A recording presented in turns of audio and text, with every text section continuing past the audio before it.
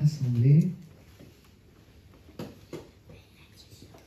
nous avons une grâce. Dieu est avec nous. Amen.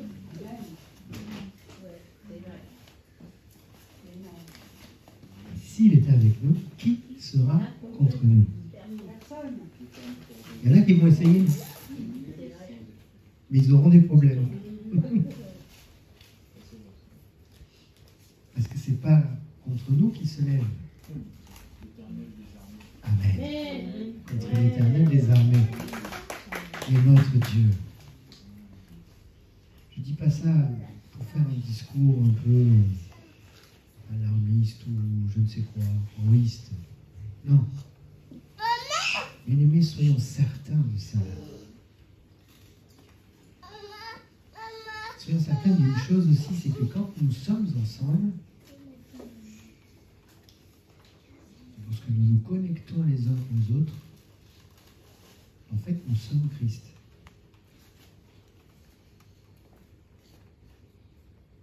Je n'ai pas dit Christ est en nous et nous sommes en Christ, j'ai dit nous sommes Christ. Oui. Amen. Nous sommes Christ. Quand nous prenons le pain et le vin, c'est pour nous rappeler que nous sommes Christ. Et Christ est en nous et nous en Christ et nous sommes un. Donc nous sommes Christ. Voilà.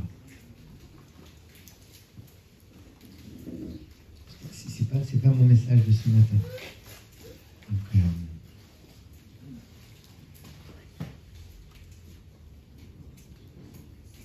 bon, les annonces, on verra plus tard. Hein. On se voit quand même le mercredi prochain pour la prière. Et puis le vendredi pour le partage. Et puis il y a le 31 qui arrive aussi. 31 mars, n'est-ce pas? Ça vient sur le mois de mars. Qu'est-ce qui se passe le vendredi 31 mars? Décollage sur la ligne Air Christ. On va le faire, t'inquiète. Il n'y a pas de problème. Il faut juste le temps de trouver le bon moyen. T'inquiète.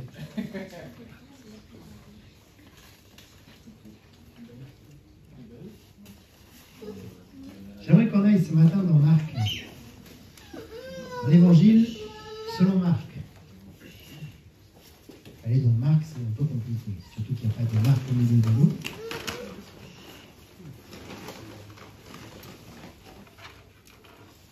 Marc chapitre 4.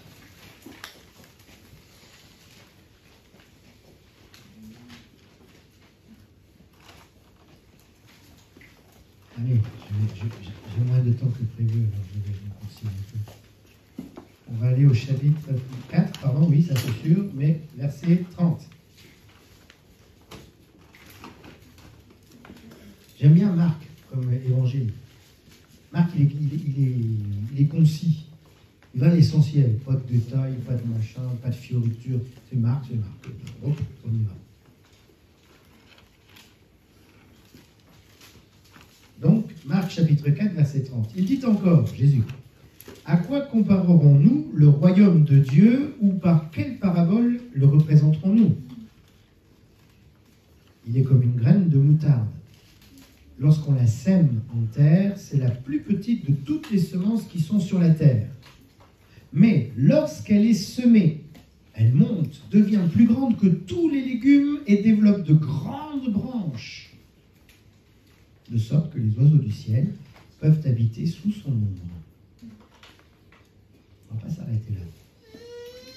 Continue, verset 33. C'est par beaucoup, j'insiste sur le mot beaucoup, de paraboles de ce genre qu'il leur annonçait la parole dans la mesure où ils étaient capables de l'entendre. Il ne leur parlait pas sans parabole, mais en privé, il expliquait tout à ses disciples. Amen. Amen. On a Jésus qui est en train d'enseigner les foules, n'est-ce pas? Et Et si vous lisez même plus avant, dans le chapitre 4, vous allez voir qu'il enchaîne en fait les paraboles. Il donne plusieurs paraboles. Il parle aux gens l'écoutaient. Et les gens, finalement, se disaient, mais d'où lui vient une telle sagesse? On n'a jamais entendu un homme parler comme lui. Ils étaient touchés par ce qu'ils entendaient. Et les paraboles, on nous dit que c'est dans la mesure de ce qu'ils pouvaient entendre. C'est-à-dire que quand il était avec des pêcheurs, il leur parlait de pêche. Lorsqu'il était avec des agriculteurs, il leur parlait d'agriculture. Lorsqu'il était avec des éleveurs, il leur parlait d'élevage. Dans la mesure de ce qu'ils pouvaient entendre. Il parlait, et il ne parlait pas sans paraboles. Et il donnait beaucoup de paraboles. Waouh! Le mot « beaucoup » est très important. Ce n'est pas juste quelques paraboles. Nous, on a dans les Écritures quelques paraboles. Imaginez que c'est écrit qu'il en donnait beaucoup. Ça veut dire qu'il adaptait son discours à toutes les personnes qui étaient présentes. Et chaque fois qu'il y avait une personne différente, il adaptait son discours. La manière de présenter le royaume s'adaptait en fonction de la personne qui était devant lui. Pourquoi? Pour qu'on sache que c'était un grand discoureur? Pas du tout. Mais c'était pour que le message passe. Cependant, il y a quelque chose d'assez extraordinaire. Si on va un peu plus avant encore, il donne une parabole et les disciples ne comprennent rien. Aïe. Du coup, il va leur expliquer. C'est la parabole du semeur. Vous savez, le semeur, il sème ses graines, et puis il y a des graines qui tombent sur le bord du chemin, les oiseaux viennent, ploup, c'est picoré. Les disciples qui le suivaient, ils étaient pas des agriculteurs. Hein. Ils étaient quoi, eux? La plupart étaient pêcheurs. Matthieu, lui, c'était un calculette. Encaissé. Clic, clic, clic. Ils n'ont rien compris. Seigneur, on n'a pas bien compris. C'est quoi? Du coup, en privé, il expliquait tout à ses disciples. C'est-à-dire qu'il y avait un discours pour tout le monde, adapté en fonction des personnes qui se trouvaient là. Mais il est aussi écrit qu'ils ont entendu, mais ils n'ont pas reçu. Et ils n'ont pas compris. Parce que leurs yeux ne s'étaient pas ouverts. On parle des pharisiens, oui, mais pas que. Il y avait tous ces hommes qui suivaient Jésus. Tous ces hommes et toutes ces femmes.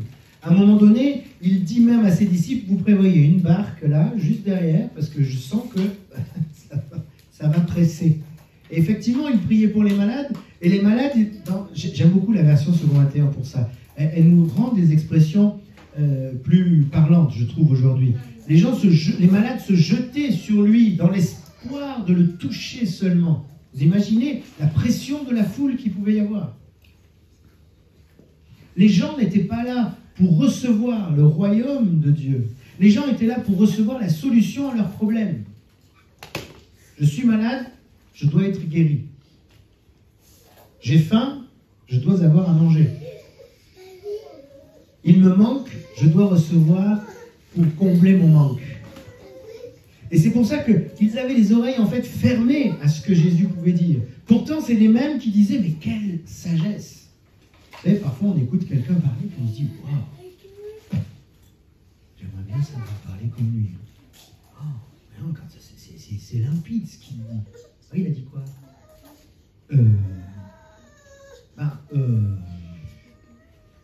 Pasteur, t'as bien prêché aujourd'hui. Oh là là, merci, c'était...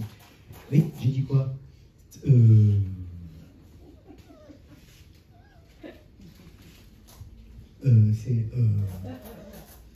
T'as lu la Bible? Et...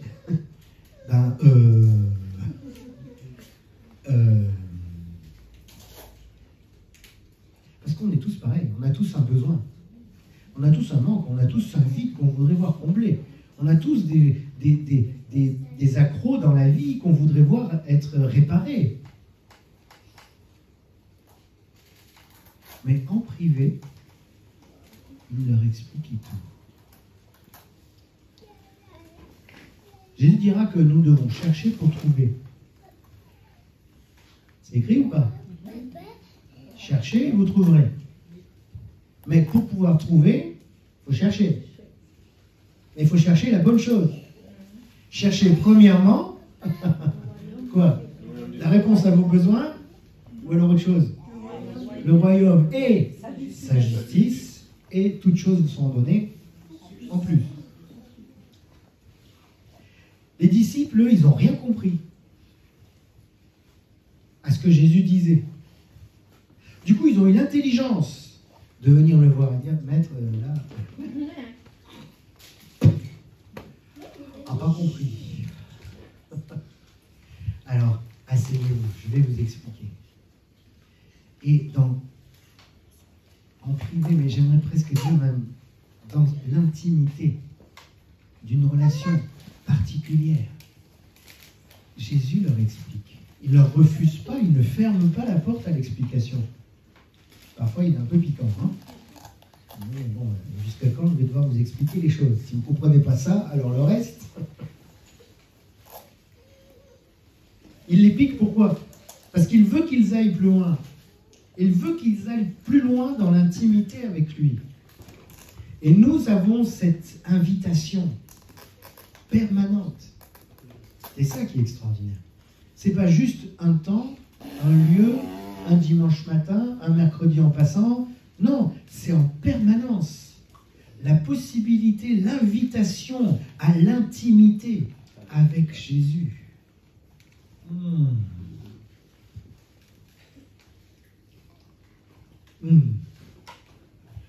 Je redis bien, avec l'intimité avec Jésus. Je redis bien, intimité avec Jésus. Dernièrement, un de mes fils m'a sollicité et m'a piqué au vif. Il m'a dit, quelle question, papa, je ne comprends pas, là, le texte, ça dit ça, mais je ne comprends pas bien. Et, il y avait longtemps que moi aussi je m'étais posé la question, puis j'avais laissé l'histoire, en me disant, bon, je me contente de ce que j'ai entendu sur ce verset, et puis ça ira bien. Vous savez, on passe à autre chose. Puis je dis, bon, s'il me pique là-dessus, je ne veux pas laisser passer. J'ai ressorti un évangile qui est traduit par deux juifs messianiques, donc donnés à Christ, qui ont pris les textes en araméen et qui l'ont retranscrit en français. Et j'aime beaucoup ce texte. Alors, les noms et les prénoms sont gardés avec une orthographe qui permet la prononciation réelle du mot. Ça change les données. Hein. Et quand les disciples s'approchent et l'appellent Rabbi, en fait, ils ne disent pas Rabbi. Ils disent un mot, et là ça va faire sourire ma tribu, ils disent un mot qui a une double signification. Ils disent le mot qui a la signification de Seigneur, et il sourit, de Seigneur et de époux, mari, de époux, conjoint, ouais, voilà. Le moi de toi. Les disciples, comment? Oui, le mari. Les disciples. Non. Du coup, c'est joint. Les disciples, quand ils disent Seigneur, c'est souvent traduit par Seigneur ou Rabbi, maître, mais ce n'est pas le mot qu'ils disent. Ils disent le même mot qui est traduit par mari, époux et Seigneur. Comme lorsque Sarah s'adressait à Abraham. C'est le même mot.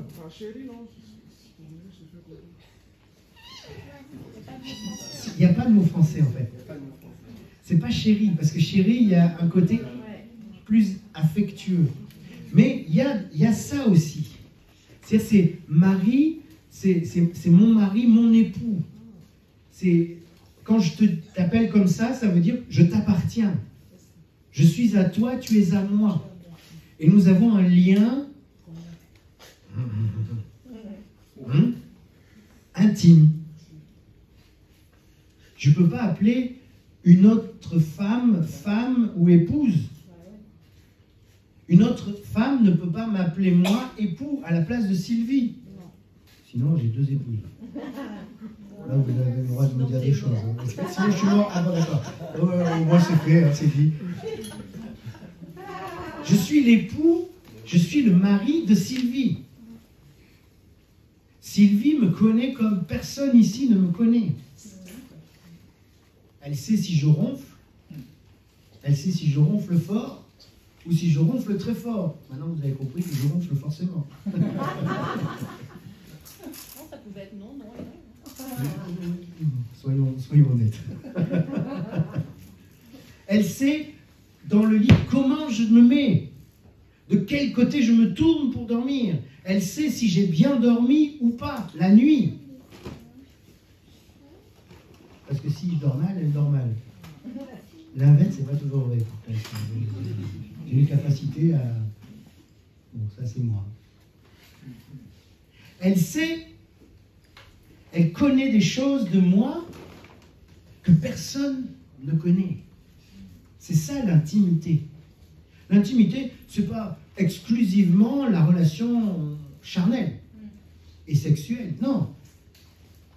L'intimité, c'est connaître l'autre dans des petits détails que d'autres ne peuvent pas connaître parce qu'ils n'ont pas cette proximité. Mais Jésus nous invite à cette intimité-là. Chacun d'entre nous, nous y sommes invités avec lui. Lorsque Jean posait sa tête sur la poitrine de Jésus, oh, ça fait couler beaucoup d'encre, ça. Oui, alors, en plus, Jean c'était le plus jeune. Donc, oui, Jésus aurait-il eu des relations étranges avec un autre homme? Oui, plus jeune en plus. Oui. Bon, dites ce que vous voulez. Vous n'avez rien compris à l'amour du Christ, à l'amour du Seigneur. Il nous invite à une intimité. Une telle proximité que tu sais si Jésus ronfle dans son sommeil. Quand Jésus dort, tu sais s'il ronfle. Jean était capable de savoir si Jésus ronflait.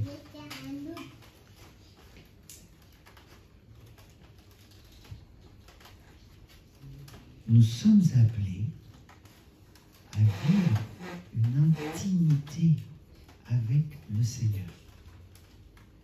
Et parfois, et trop souvent, en mon sens, nous passons à côté.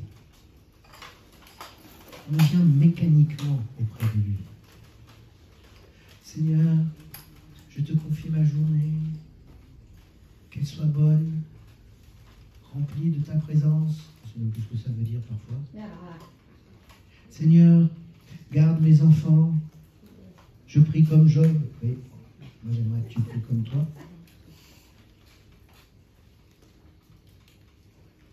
Est-ce que la relation qu'il a avec moi est la même que la relation qu'il a avec Xavier?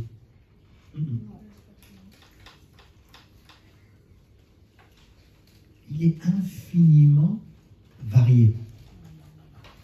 La relation de Xavier avec son Jésus n'est pas la relation de Nicolas avec son Jésus. Mais pour autant, il nous aime de la même manière. Waouh, ça dépasse. Mais si moi je fais comme Xavier, je vais arriver devant mon Christ, mon Jésus, je vais essayer de louer dans ta langue. Le Seigneur va me regarder et dire, oh, tu as la fièvre encore? Ça chauffe? Qu'est-ce qui se passe? Tu essayes de faire quoi? D'être qui? Non, mais j'ai vu Xavier quand il prie dans sa langue, là. Waouh! Ça le secoue fort. Hein? Moi aussi, je veux ça, Seigneur. Cherche ton intimité avec ton Seigneur, avec ton Dieu, avec ton Maître, avec celui qui t'aime d'une façon tellement, merci, particulière, unique. Il n'aime personne d'autre comme il t'aime toi. Amen. Et ce qui est extraordinaire, c'est qu'il aime chacun d'entre nous d'une façon tout aussi particulière. Ne cherche pas à être comme, cherche à être toi. Cherche à avoir cette relation intime avec ton Seigneur. Cette intimité-là, elle va nourrir ta foi. Et quand ta foi est nourrie, tu es inébranlable. Il y a des choses que tu vas lire, entendre du Seigneur, tu ne vas pas comprendre. Comment ça? Ben oui, comme les disciples. À un moment donné, ils ont écouté. Oh, qu'est-ce qu'il a bien parlé? Il a dit quoi? Je n'ai pas compris ce qu'il a voulu dire. Il a parlé de graines. Il aurait parlé de bateaux, de pêche, de filets cassés, de plein, j'aurais compris. Mais là, des graines, qu'est-ce qu'il veut dire quoi? Seigneur, tu voulais dire quoi? Et ils savent très bien comment il faut faire. Ils ont poussé Pierre en avant. Vas-y, toi. Allez demander, toi. Parce qu'ils connaissaient. Ils savaient que Pierre. Oh, les gars, c'est bon. Rabbi, mari, époux. C'est drôle, hein, quand même. Mais regardez comment nous sommes comparés en tant que corps. Nous sommes l'Église, épouse. Comment on l'appelle? Mari. Il est notre mari. Oui, il est notre mari pas individuellement, il est notre mari collectivement.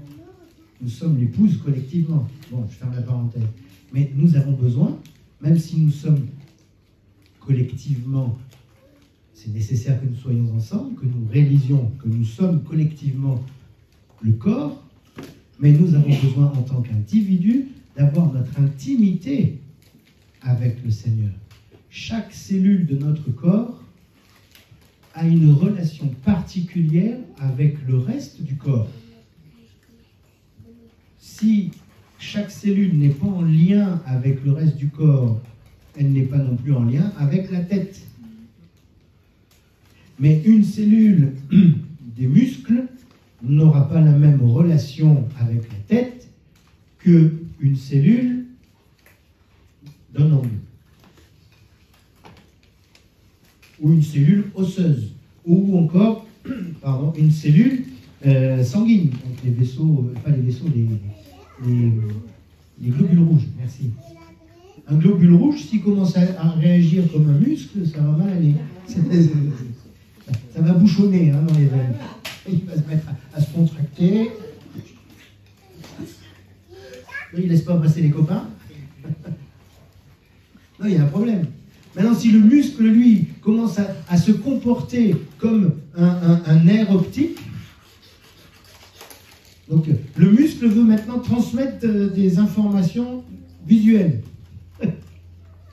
Qu'est-ce qui se passe là? Ça me chatouille, je vois l'intérieur de mon bras.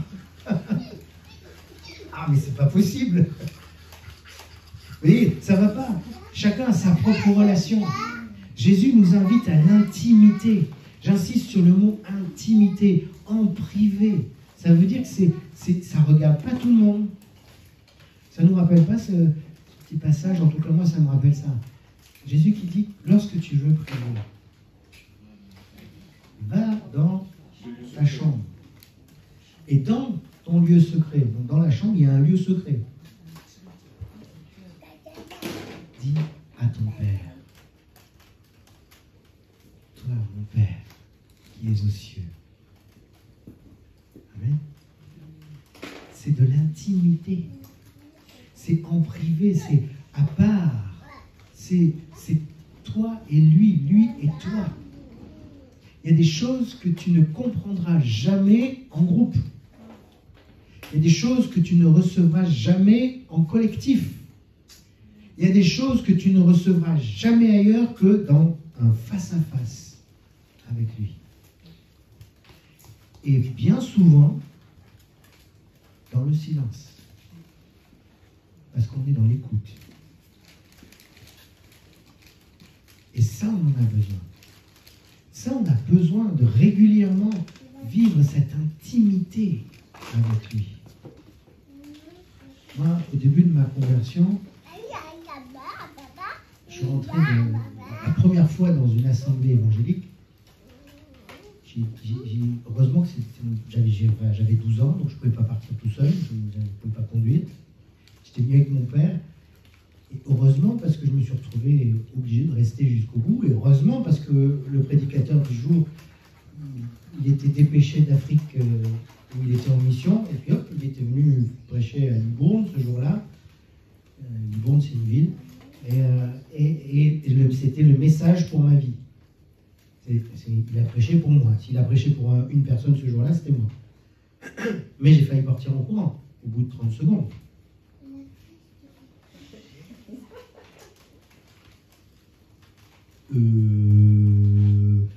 C'est quoi ces gens?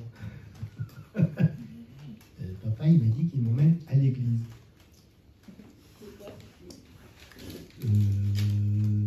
Elles sont où les statues et où sont les vitraux, où sont les icônes et c'est pourquoi il y a une batterie avec une guitare électrique et pourquoi il y a un piano électrique et pourquoi ils sautent partout les gens là?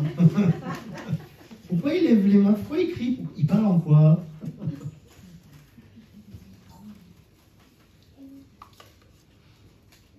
Et ce jour-là, le Seigneur va me parler avec le psaume 150. Que tout ce qui respire vive l'éternel. Donc le frère là qui prêchait, il a prêché ce psaume-là. Toutes les questions que je me posais pendant le temps de louange d'adoration, il a répondu au micro. Avec appui sur Bible. Donc là, j'étais coincé, moi.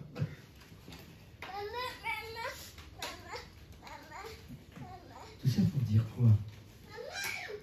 C'est pas toujours dans le collectif qu'on aura une réponse. Et là, j'étais tout seul, en fait, au milieu du collectif. J'étais tout seul face à la situation.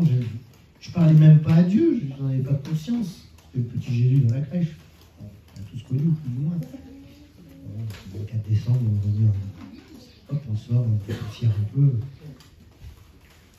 Et là, j'ai dit, mais c'est quoi ces fous, c'est quoi? Mais pourquoi ils crient, pourquoi ils sautent, pourquoi ils dansent, pourquoi ils chantent fort, pourquoi ils parlent, pourquoi des instruments comme ça, pourquoi ceci, pourquoi cela? Et toutes les réponses sont venues après. Si on n'a pas cette intimité, qu'on n'entretient pas cette intimité avec Dieu, parce que, vous savez, au début, c'est tout bien, c'est tout merveilleux, c'est comme un nourrisson. Un nourrisson, à peine il crie, surtout quand c'est le premier. Hein. Qu'est-ce qu'il y a? Ça veut dire quoi? Non, c'est pas la couche. Ah, c'est quoi? Il a faim? Ben non, il veut manger. Ah, c'est un rot? Ben non, il a fait son rot. Ah, c'est les dents? Ben, déjà. On se pose 1000 questions. Donc on a une attention particulière. Ben, quand on vient au Seigneur au début, on est comme un bébé. Donc le Seigneur prend soin de nous de cette même manière. Il y a un cri, hop, il répond. Vous savez, au début, les réponses aux prières, elles vont vite. Hein. Je ne sais pas vous, mais en tout cas, moi, c'était comme ça. J'avais fait même des expériences terribles avec les nuages, le soleil, il pleuvait. Je dis, Seigneur, si tu es là, alors qu'il y a un grand rayon de soleil qui traverse, et j'ai pas fini ma phrase, que les nuages s'écartaient, j'étais en voiture derrière, et paf, la lumière. Waouh! Ah ouais, quand même. Alors bon, c'est une coïncidence, c'est le hasard. Seigneur, si jamais tu es avec moi, alors que la lumière sorte des nuages et qu'elle vienne m'éclairer, à peine fini, paf! Je dis, oh, quand même. Une fois, Seigneur, si jamais tu es avec moi, et là j'entends dans mon cœur, n'exagère pas. Ok. Mais ça c'est au début. Et puis après, plus tu avances, plus tu as l'impression qu'il faut suer, qu'il faut forcer, qu'il faut jeûner, qu'il faut hurler pour pouvoir être entendu du ciel et qu'on puisse envoyer la réponse. En réalité, on oublie que tout est là. Nous avons tout parce que nous avons Christ. Nous sommes invités à l'intimité avec lui. Mais c'est plus lui qui vient vers nous, c'est nous qui sommes appelés à aller vers lui. Parce qu'il ne veut pas que nous soyons des bébés toute notre vie. Il nous faut décider, il nous faut agir, il nous faut faire, il nous faut entretenir, il nous faut grandir, chercher à aller plus loin, lui dire, j'ai pas compris Seigneur, explique-moi. Et accepter que parfois il ne nous explique pas. Quand j'étais au fond de mon lit avec l'affaire, je dis Seigneur, j'aimerais bien comprendre. La 4e bronchite, en quelque temps. Je ne comprends pas Seigneur. Pourquoi? En plus, dimanche d'avant, j'avais dit, Seigneur, même si j'ai mal au poumon, je te loue, Seigneur, quand même. Je ne comprends pas bien hein, l'histoire. Un peu raté. Hein. Merci, Geneviève. Tu m'encourages bien. Je ne comprends pas.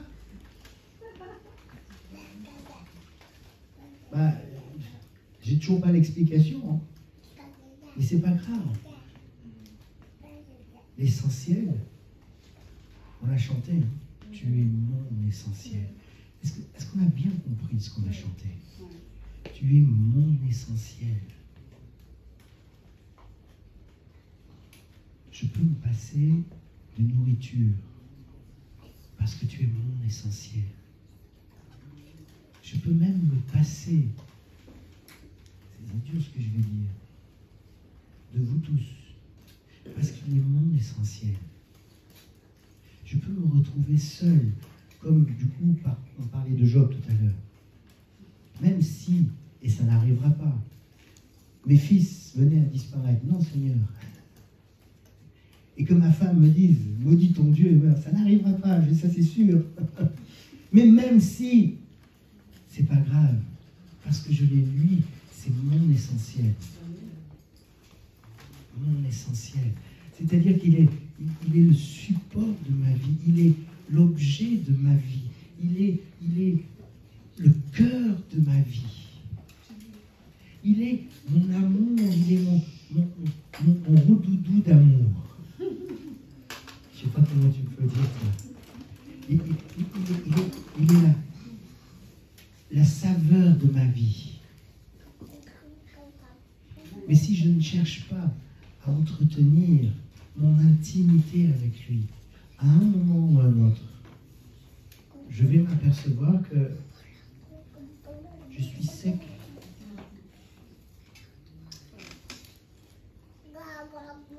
Et là, je vais dire, je ne comprends pas.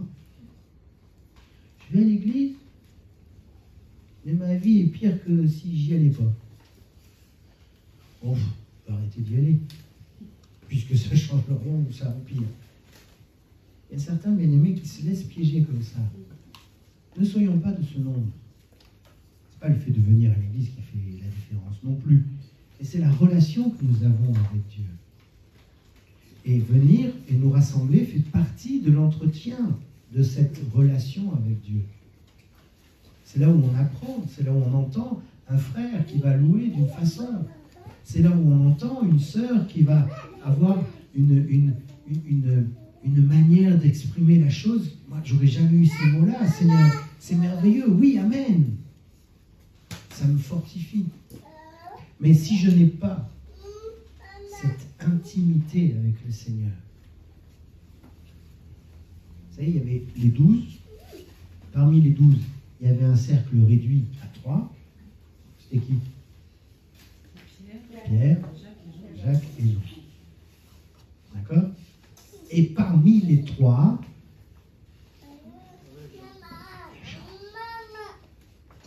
il y avait Jean. Franchement, moi j'aurais parié à l'époque, si j'avais été dans la troupe là, j'aurais parié sur Jean, pas sur Pierre. Tu es Pierre, sur cette pierre, je bâtirai mon église. Bon, jeu de mots, ok, facile. Moi j'aurais plutôt parié sur Jean. Parce qu'il avait quand même une proximité avec le Seigneur. Mais ce n'était pas son appel, c'est autre chose. Mais l'intimité que Jean et Jésus avaient, c'est fort. Mais si Jean l'a vécu, nous aussi, nous pouvons le vivre. Et en plus, on n'a pas à attendre chacun son tour. C'est ça qui est génial. Parce que dans les trois, il n'y avait que un, parce qu'il n'y avait qu'une place. Jean écoutait le cœur de Jésus battre. Donc, en fait, il posait sa tête, il entendait le cœur de Jésus battre. Alors, quelle pulsation il pouvait avoir? Je ne sais pas, 60? C'est bon, ça, 60, c'est... Enfin, des personnes, tu sais... Je pense que ça a dû marquer Jean jusqu'à la fin de sa vie. Jean était quelqu'un, quand on lit ses écrits, c'est pas fougueux comme Pierre. Hein. Pierre, lui, il devait battre à 120 pulsations minute, lui. Mais il fallait, hein. Mais Jean, c'était...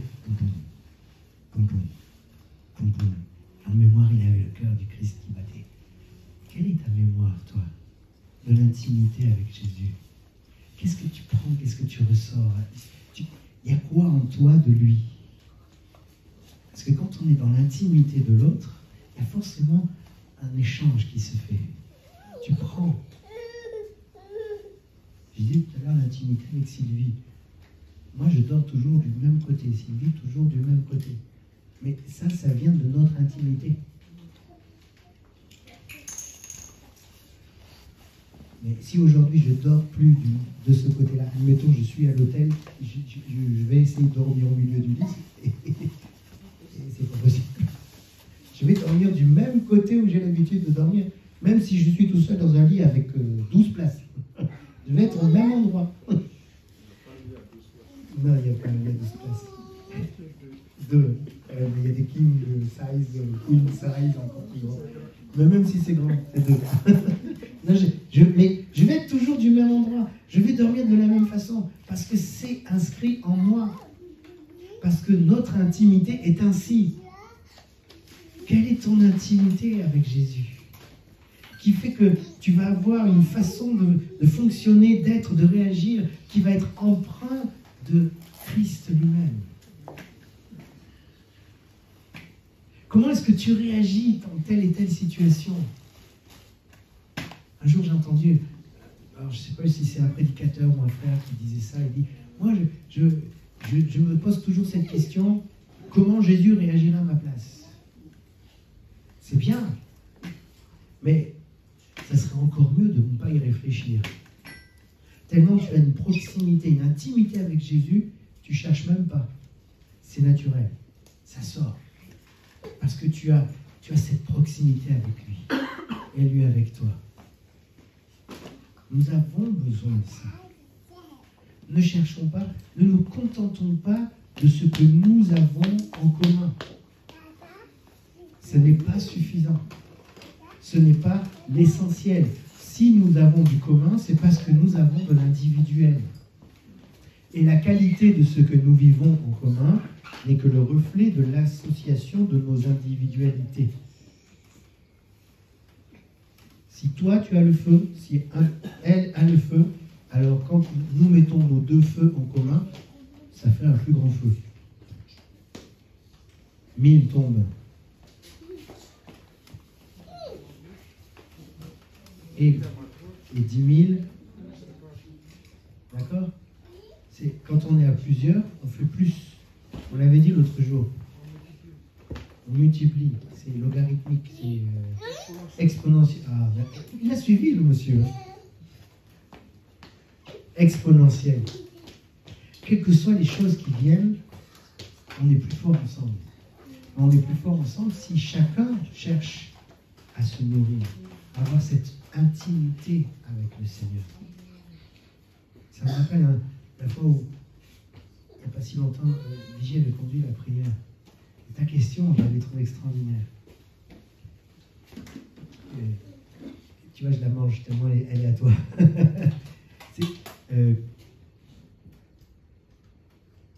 Qui est ton Dieu? Mais c'est pas ça. C'est comment tu pries ton Dieu? Comment tu vis ton Dieu? Alors, retrouve cette question que tu nous avais posée. Quelqu'un qui était là le mercredi.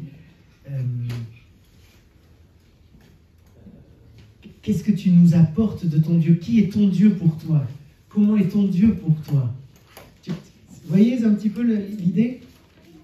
Ça rejoint l'intimité. L'intimité, parce que si j'ai une intimité avec quelqu'un, alors il y a un échange, il y a ça s'appelle le mimétisme. Hein. Donc je reproduis ce que l'autre vit et fait. Et ça, c'est du bon mimétisme, hein. C'est pas de la copie. Non, c'est je m'imprègne de l'autre. Qui est ton Jésus? Quelle est ton intimité avec lui? La manière dont même tu vas louer, adorer, tout ça, ça parle. Il y en a, il faut qu'ils parlent du début jusqu'à la fin. Et puis un jour, ils entendent je peux avoir mon tour. Et là, on s'arrête. On écoute. Parce que c'est pas toujours oh, il me saoule. Non mais oui, sérieusement. Cherchons l'intimité avec le Seigneur. Une véritable intimité avec lui. En privé. Cherchons l'explication. Cherchons à comprendre. Cherchons à aller plus loin. Cherchons à lui ressembler. Mais pas pour lui ressembler. Mais parce que nous l'aimons. Parce qu'on peut l'appeler Marie. On peut l'appeler Seigneur, même mot. J'essaierai de retrouver le mot en araméen. Ça, on va le garder.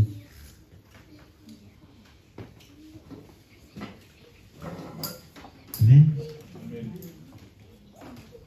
J'aimerais qu'on termine ensemble. Mais pas collectivement. Mais plutôt individuellement ensemble. C'est bizarre. Hein? Et dis à ton Seigneur, je veux vivre plus d'intimité avec toi. Apprends-moi. Si tu ne sais pas faire, c'est pas grave. Laisse-toi conduire par lui. Laisse-toi piloter.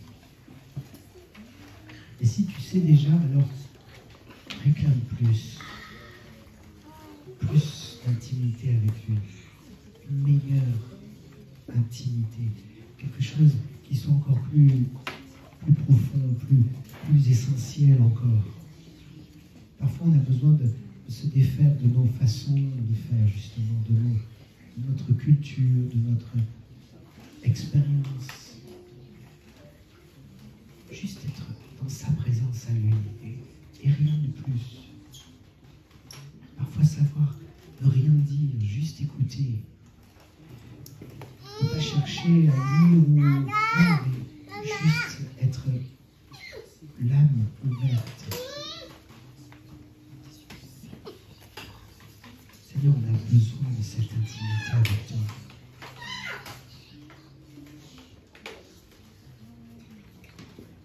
Enseigne-nous, apprends-nous. Libère-nous de ce qui nous empêche d'aller plus loin avec toi.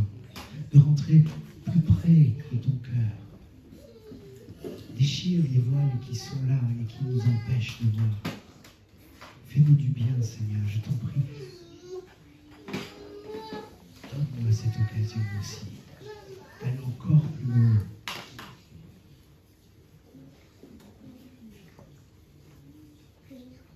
Merci, Père, pour ces moments que tu nous as accordés dans ta présence. Nous te bénissons, nous te rendons grâce. Les mots sont peut-être faibles, mais nous voulons les dire. Merci, Papa. Merci pour ces moments. Merci pour tout ce que tu mets devant nous cette semaine. Nous voulons tout accueillir comme venant de toi, sachant que tu es là, que tu tiens nos vies entre tes mains. Merci, merci Seigneur pour les bons et les mauvais jours qui viennent. Parce que dans les bons, nous nous réjouissons et dans les mauvais, nous voyons ta main qui agit et qui nous sauve. Qu'à toi revienne ainsi toute gloire, tout honneur et toute majesté. Amen. Amen. Amen.